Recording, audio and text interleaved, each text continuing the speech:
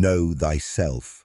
For millennia, this sacred command has echoed from the temples of ancient Greece to the core of modern psychology. It is presented as the ultimate key, the path to enlightenment, freedom, and a life of authentic purpose. We are told that to look inward is to find truth.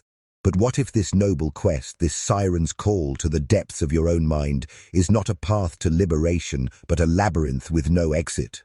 What if the light of introspection, when stared at for too long, doesn't illuminate but blinds you permanently?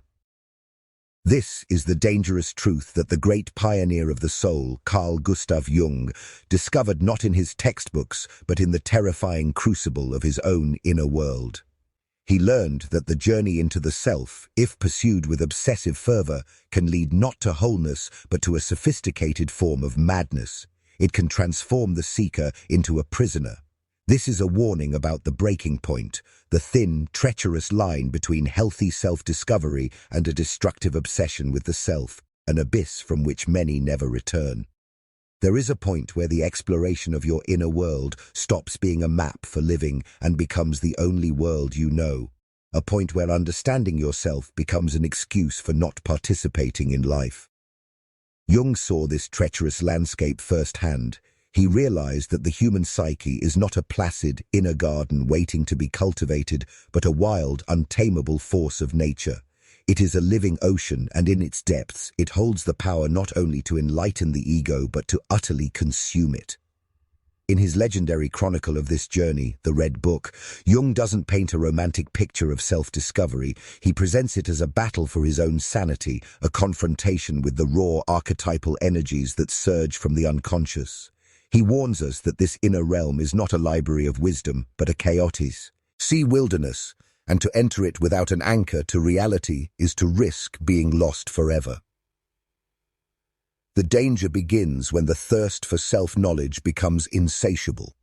The individual, desperate to understand every shadow, every impulse, every dream, dives so deep that the world outside fades to a distant echo. They begin to live more in the grammar of their psyche than in the messy, unpredictable poetry of human connection. They mistake analysis for experience, and in doing so, they build a fortress around themselves, believing it to be a temple of enlightenment. They feel they are evolving, but in reality, they are merely suffocating. When they finally try to emerge, they find they no longer speak the language of the world, for everything seems trivial compared to the grand drama playing out inside their own head. This video is an exploration of that fortress. We will examine the subtle ways the quest for self-knowledge can curdle into a form of intellectual narcissism. We will see how the noble attempt to integrate one's shadow can become a cult-like worship of one's own darkness, and how the search for authenticity can paradoxically create a hollow, artificial personality disconnected from the very life it was meant to enrich. This is not a rejection of self-knowledge. It is a call for balance, a crucial warning that knowing yourself is not about mastering your soul, but about learning to dance with it, without trying to pin it down and dissect it to death. Because a life overanalyzed is a life unlived.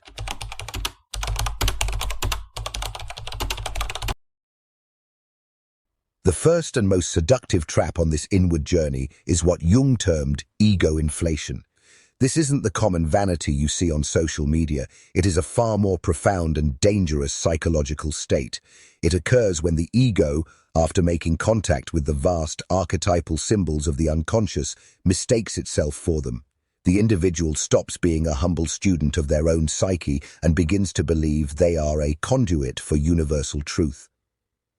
Imagine a person who has spent years meditating, reading philosophy, and analyzing their dreams. They unearth powerful symbols, the wise old man, the hero, the great mother. Instead of integrating these energies, their ego latches onto them. They no longer see themselves as John or Jane, a flawed human being navigating life. They see themselves as the healer, the visionary, or the awakened one. Their personal insights are no longer personal, they become universal proclamations. This person starts to speak a different language.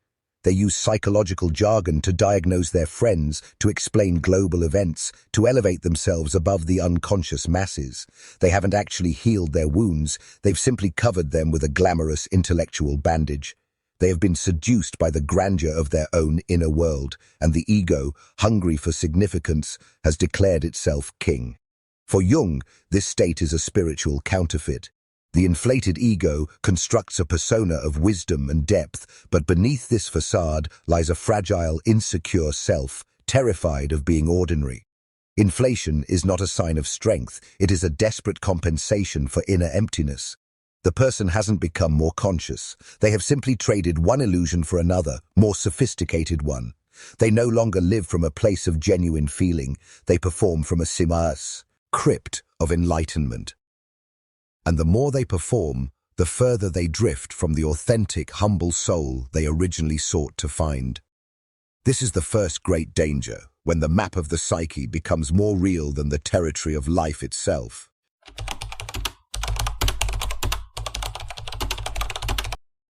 When the ego inflates, it inevitably leads to the second stage of inner collapse, a profound emotional and social isolation. This is the loneliness of the modern hermit. It is not an isolation imposed by the world, but one chosen from within, a retreat into the seemingly safe, controlled universe of one's own mind. As the individual becomes consumed by self-analysis, life itself transforms from an experience to be lived into a specimen to be studied under a microscope. Every conversation, every relationship, every fleeting emotion is no longer felt directly. It is immediately captured, labeled, and filed away for later interpretation. Spontaneity, the lifeblood of human connection, becomes a threat, an uncontrolled variable in the sterile laboratory of the self. This person may appear calm and centered on the outside, but they are emotionally frozen inside. They exist in a watchtower, perpetually observing their own thoughts and feelings, terrified of making a move that isn't perfectly conscious or integrated. The fear of repeating old patterns paralyzes them from creating new ones. In their quest to protect themselves from their own shadow, they build walls so high that they cut themselves off from the light of human connection. Initially, this isolation feels like a relief. It's a quiet refuge from the chaotic, messy, and often painful world of other people. But this refuge is a trap. Over time, the absence of real, unscripted relationships begins to starve the soul. Without the friction of disagreement, the warmth of spontaneous affection, or even the mundane reality of everyday life, existence becomes sterile. Jung knew that the psyche does not grow in a vacuum. It is forged in the fires of relationship. It is in the mirror of the other that our shadow is revealed, our complexes are triggered, and our true growth occurs. A psyche that only talks to itself becomes narcissistic, a hall of mirrors where it only sees its own reflection. This leads not just to emotional emptiness, but to a profound loss of vitality, a state where life is no longer about living, but about not making a mistake.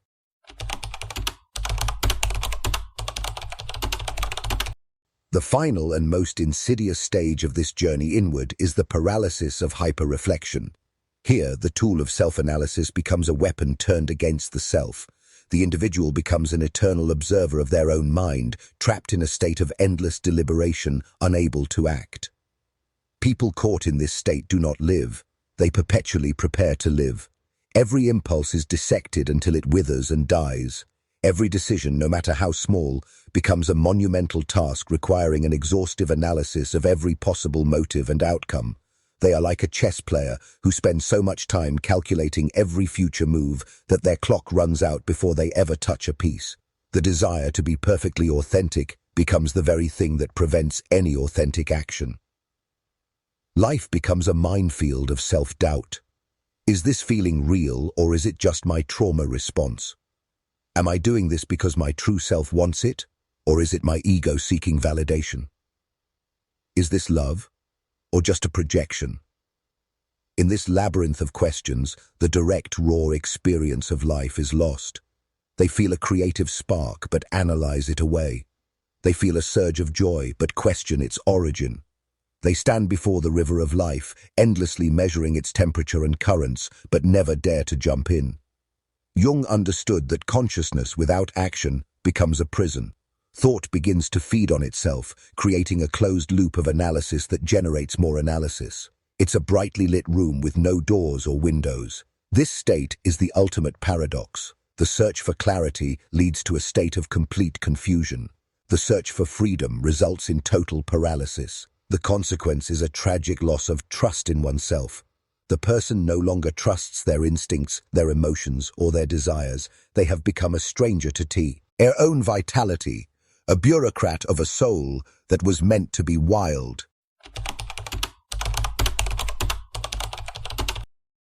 So, how does one escape this prison of the self? Jung's answer is both simple and radical: by embracing mystery. In a world obsessed with data, control, and complete understanding, Jung teaches us that the healthiest psyche is one that preserves zones of shadow. The goal is not to illuminate every dark corner of your being, but to learn to live with reverence for that which remains unknown. He realized that the soul is not a problem to be solved, but a mystery to be inhabited. To try and rationalize every symbol, every dream, and every impulse is to sterilize it, to strip it of its life-giving power. The unconscious is a source of creativity and vitality precisely because it is not fully knowable. True psychological maturity is not found in having all the answers about yourself, but in having the courage to live with the questions. It's the ability to act without absolute certainty, to love without a complete psychological blueprint of your partner, and to surrender to the moment without needing to understand it fully.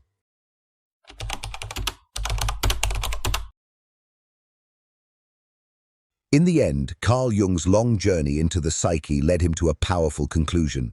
Self-knowledge is only the beginning. It is a tool, not the destination. Its only true value lies in its application to the real, messy, beautiful, and often painful world. A map is useless if you never take the journey. Knowledge that doesn't translate into compassionate action, greater resilience, or deeper connection is nothing more than intellectual decoration. It creates people who can name all their archetypes, but have forgotten how to have a simple, heartfelt conversation. It produces individuals who understand their childhood traumas, but still don't know how to apologize with humility. The true test of individuation, of becoming who you truly are, is not found on a therapist's couch or in the pages of a book. It is found in how you respond to life. It's in how you treat the people who frustrate you. It's in how you face failure, how you embrace joy, and how you find meaning in the ordinary. This is the ultimate synthesis, to use the light of consciousness not to stay locked in a room staring at yourself, but to illuminate the path as you walk through the world. So now I ask you, have you ever felt yourself nearing this edge where analysis starts to outweigh living? Have you ever felt paralyzed by the weight of your own self-awareness? Share your experience below. Your story could be the anchor that someone else needs to pull themselves back to shore. If this warning resonated with you, subscribe to the channel, leave a like, and share it with someone who might be lost in their own labyrinth. And continue to watch. The next step on this path is more important than you can possibly imagine.